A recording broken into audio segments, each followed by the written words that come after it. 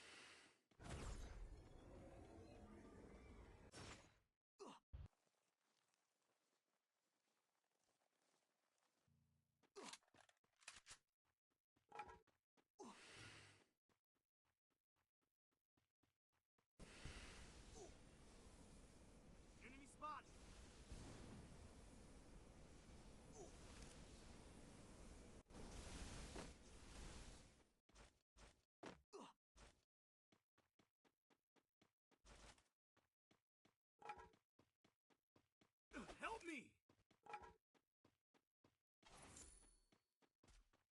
Enemy spotted!